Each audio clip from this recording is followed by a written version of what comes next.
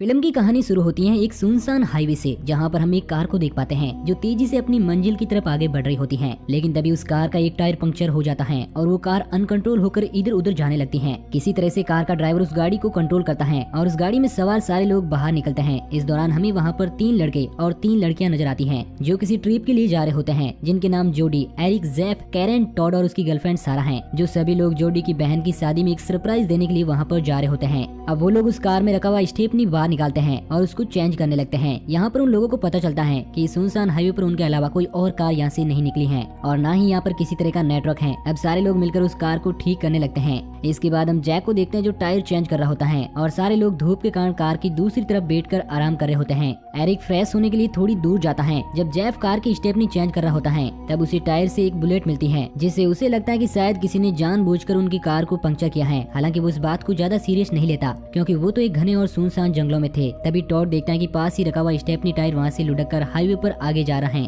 तो वो टायर को लेने के लिए उसके पीछे जाता है। इसके बाद सारा जब जेफ को देखने के लिए कार की दूसरी तरफ आती है तो वो बिल्कुल हैरान हो जाती है क्योंकि जेफ को किसी ने गोली मार दी थी और उसका सर पूरी तरह से डिस्ट्रॉय हो चुका था। इससे पहले कि वो सारे लोगों को अपना रिएक्शन बताते उसे भी ये गोली आकर लगती है जो सीधे उसकी आंख में लगती है। इसके बाद एक और गोली उसकी दूसरी आंख में भी आकर लगती है। ये सब उसके सारे दोस्त देख रहे थे जो अभी जिंदा थे। इसके बाद कैरन, जोडी और टॉड को तुरंत कार के पीछे आने को कहती है क्योंकि वो समझ जाती है कि कोई उन्हें छिपकर निशाना लगा रहा है। वो लोग डरे हुए उस कार के पीछे भागते हैं। इससे पहले कि टॉड कार के पीछे कवर ले पाता उसे भी एक गोली आकर कंधे में लगती है, जिससे वो घायल हो जाता है। इधर एरिक भी अब सभी लोगों के पास आने के लिए आगे बढ़ता है, लेकिन वो भी गोलियों की आवाज सुनकर वहीं पर पड़े एक पेड़ के पीछे छिप जाता है। लेकिन दूर बैठा वो शूटर अब एरिक के ऊपर भी फायरिंग करता है। हालांकि वो पेड़ के पीछे कवर होता है, इस कारण उसे गोलियां नहीं लगती और वो शूटर उसके दोस्त जो कि कार के पीछे छिपे हुए थे वो उन पर भी गोलियां चलाता है। लेकिन तीनों लोग सेफ थे। अब सारे लोग समझ चुके हैं कि वो एक बहुत ही बड़ी मुसीबत में फंस चुके हैं और उनके पास मोबाइल तो है लेकिन उसमें नेटवर्क बिल्कुल भी नहीं है। उन्हें समझ में नहीं आता कि आखिर वो लोग यहाँ से कैसे निकलेंगे।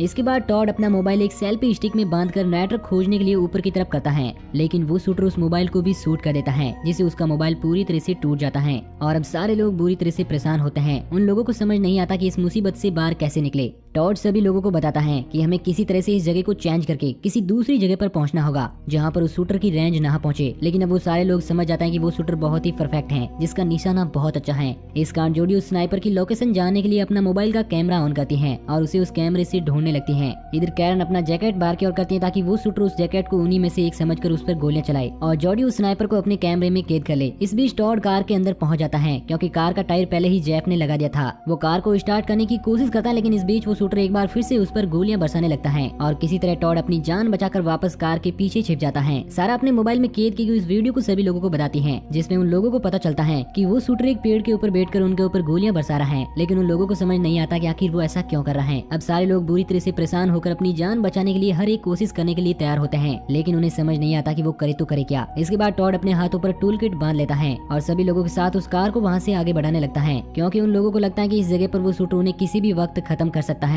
अब वो लोग गाड़ी को न्यूट्रल करके गाड़ी को धक्काने लगते हैं और कार को थोड़ा आगे बढ़ाते हैं और एरिक अभी भी उसी पेड़ के पीछे छुपा हुआ होता है। तभी हमें दिखाया जाता है कि वो शूटर अपनी गन लोड कर रहा है। इसी बात का फायदा उठाकर एरिक उस पेड़ के पीछे से भागकर अपने दोस्तों के पास पहुंचने की कोशिश करता है, लेकिन वो शूटर इतना परफेक्ट था कि वो अपनी गन को फिर से लोड कर चुका था। वो भाग रहे एरिक के ऊपर गोलियां चलाने लगता है, जिससे एक गोली उसके पैर में लगती है, लेकिन वो अभी भी हिम्मत नहीं हारता और वहाँ से अपने दोस्तों की तरफ आगे बढ़ता है। लेकिन वो शूटर दूसरी गोली उसके पैर पर मारता है, जिससे वो वहीं पर बेहोश होकर गिर जाता है। अब इसी तरह से वहाँ पर उनका काफी टाइम बीत जाता है और भूख और प्यास के मारे सभी लोग बहुत ज्यादा परेशान होते हैं। कैरन को उस कार के अंदर एक पानी की बोतल नजर आती है, जिसे वो हथौड़ी की मदद से बाहर निकालती है और एक एक करके सारे लोग उस बोतल में से थोड़ा थोड़ा पानी पीते हैं। अब वो लोग उस बोतल को एरिक के पास भी फेंकते हैं, जो कि अब होश में आ चुका था। वो जब उस बोतल में से पानी पीने लगता है तो वो शूटर उसके हाथ पर गोली मारता है, जिससे एरिक की हालत और ज्यादा बिगड़ जाती है और वो दर्द के मारे तड़पने लगता है। इसके बाद हमें दिखाया जाता है कि टॉड अब पूरी तरह से टूट चुका है। इस कारण वो उस कार की कवर से बाहर आता है और स्नाइपर की रेंज में आ जाता है, लेकिन वो शूटर उसे शूट नहीं करता। अब वो सारा की डेड बॉडी के पास जाकर उसके हाथ को अपने हाथ में रखकर किस करता है और उसकी बॉडी के पास ही बैठ जाता है। इधर एरिक देखता है कि इस जंगल से एक भेड़िया उनकी ओर आगे बढ़ रहा है और उसे लगता है कि शायद वो भेड़िया उसे खत्म कर देगा, लेकिन इससे पहले कि भेड़िया उसे खत्म कर पाता एरिक की वहीं पर मौत हो जाती है। ये सब देखकर टॉड पूरी तरह से टूट जाता है और उसे उस शूटर पर बहुत ज्यादा गुस्सा आता है। तभी वो देखता है कि उसके हाईवे पर एक कार उनकी तरफ आगे बढ़ रही है। वो उस कार को आगे ना जाने के लिए कहता है, लेकिन वो स्नाइपर टॉड के ऊपर गन से फायर करने लगता है और उसे उस हाईवे से हटाने लगता है। वो कार कार अब तेजी से उनकी तरफ आगे बढ़ रही होती है और इसी बीच वो शूटर टॉड के सीने पर भी एक गोली मार देता है, जिससे वो अपनी गर्लफ्रेंड सारा के पास ही गिर जाता है और उसकी वहीं पर मौत हो जाती है। इधर अब वो गाड़ी तेजी से वहाँ तक पहुँच जाती है। कार के अंदर हम एक फैमिली को देख पाते हैं, जिनमें एक फादर, एक मदर और एक उनकी डॉटर होती है। मदर उस कार को ड्राइव कर रही थी और हस्बैंड सो रहा होता है। हाईवे के ऊपर पड़ी लाशों को देखकर वाइफ अपने हस्बैंड को जगाने की कोशिश करती है, लेकिन इससे पहले ही वो शूटर वाइफ के ऊपर गन से शूट कर देता है, जिससे वो कार अनकंट्रोल होकर उसी हाईवे पर पलट जाती है और कार में बैठे तीनों लोग बुरी तरह से घायल हो जाते हैं। अब वो लेडी किसी तरह से उस कार से बाहर निकलती है, जो कि बहुत ही बुरी तरह से घायल थी। अब वो अपने हस्बैंड और अपनी डॉटर को ढूंढने लगती है। इस दौरान कैरन और जोडी उसे कार के पीछे कवर लेने के लिए कहते हैं ताकि वो शूटर उसे ना देख सके, लेकिन वो लेडी कुछ भी नहीं समझ पाती। इसी बीच वो शूटर उस लेडी को भी खत्म कर देता है। इसके बाद हम उसके हस्बैंड को देखते हैं, जो कि कार से निकल जाता है और जोडी उसे समझाती है कि वो कार के पीछे ही छिपा रहे। वो उन दोनों की बात को समझ जाता है और कार के पीछे ही छिप जाता है। वो दोनों उसे पुलिस को कॉल लगाने को कहती हैं ताकि उन लोगों को बचाया जा सके। वो आदमी भी ऐसा ही करता है और वो पुलिस को कॉल लगाने लगता है, लेकिन इस बीच वो शूटर उसकी कार के डीजल टैंक पर गोलियां बरसाने लगता है, जिससे वो कार ब्लास्ट हो जाती है और वो आदमी भी उसी ब्लास्ट में जलकर मारा जाता है। इसके बाद हमें उसकी बच्ची को दिखाया जाता है, जो कि बहुत ही बुरी हालत में हाईवे के किनारे पर पड़ी हुई थी। अब उसे होश आ जाता है, लेकिन हम देखते हैं कि वो शूटर उस छोटी बच्ची को भी अपनी गोलियों से भून देता है और इस तरह से वो लड़की भी मारी जाती है। इसके बाद हम जॉडी और कैरन को देखते हैं, जो पूरी तरह से टूट चुके हैं और उन लोगों को भी लगता है कि शायद वो शूटर उन दोनों को भी यहीं पर खत्म कर देगा, लेकिन कैरन अभी हार नहीं मानती है। वो बताते हैं कि हमें रात होने का इंतजार करना चाहिए ताकि हम किसी तरह से उस स्नाइपर से बचकर यहाँ से भाग सके। अब कैरन एक प्लान बनाती है। अब रात हो जाती है। कैरन और जोडी उस प्लान को एग्जीक्यूट करने के लिए पूरी तरह से रेडी थे। कैरन कार के टायर को निकालकर उसमें से ट्यूब को बाहर निकालती है और कार के अंदर ही उस ट्यूब को जलाकर रख देती है ताकि चारों तरफ धुआं ही धुआं हो और वो भाग सके। वो शूटर, जो कि अभी भी पेड़ पर बैठकर उन लोगों का रास्ता देख रहा था, उसे भी कुछ भी समझ नहीं आता क्योंकि चारों तरफ धुआं फैल रहा था। अब जोडी और कैरन दोनों इस बात का फायदा उठाकर वहाँ से भागने की कोशिश करने लगती हैं। तभी उन लोगों को एक पुलिस ट्रक नजर आता है, जो कि उनकी तरफ आगे बढ़ रहा था। उस ट्रक के अंदर 2 ऑफिसर और 2 स्नाइपर भी मौजूद थे,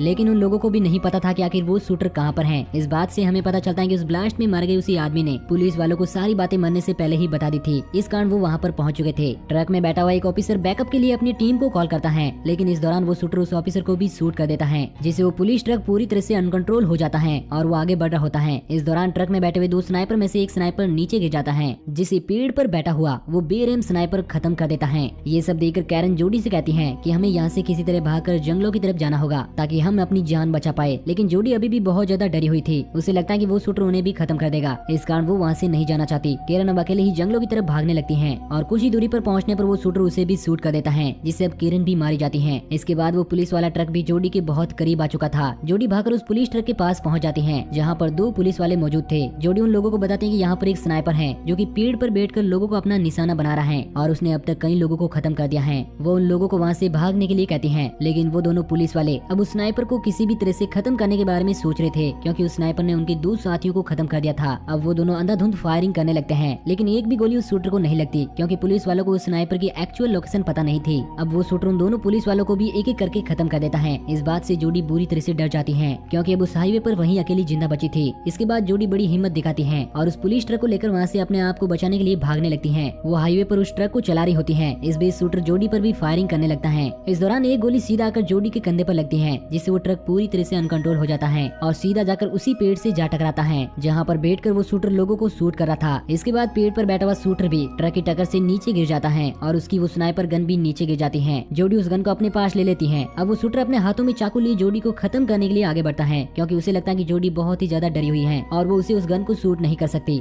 लेकिन ऐसा नहीं था। जोडी उस गन से 3-4 गोलियां शूटर के ऊपर शूट करती है, जिससे वो वहीं जमीन पर गिर जाता है और जोडी बहुत ही ज्यादा गुस्से में होती है। अब वो उसी स्नाइपर को उल्टा करके उस शूटर के मुंह पर जोरदार अटैक करती है। इसी बीच उस स्नाइपर की ट्रिगर दब जाती है, जिससे एक गोली चल जाती है और वो सीधा जाकर जोडी के गले में लगती है, जिससे जोडी की भी वहीं पर मौत हो जाती है। और इस तरह से इस मूवी में एक भी इंसान जिंदा नहीं बचता और बिना किसी सर्वाइवर के ये मूवी यहीं पर एंड हो जाती है। तो दोस्तों, आपको ये कहानी कैसी लगी नीचे कमेंट करके जरूर बताना और इसी तरह की कहानियों के डेली डोज के लिए हमारे चैनल को सब्सक्राइब जरूर करना।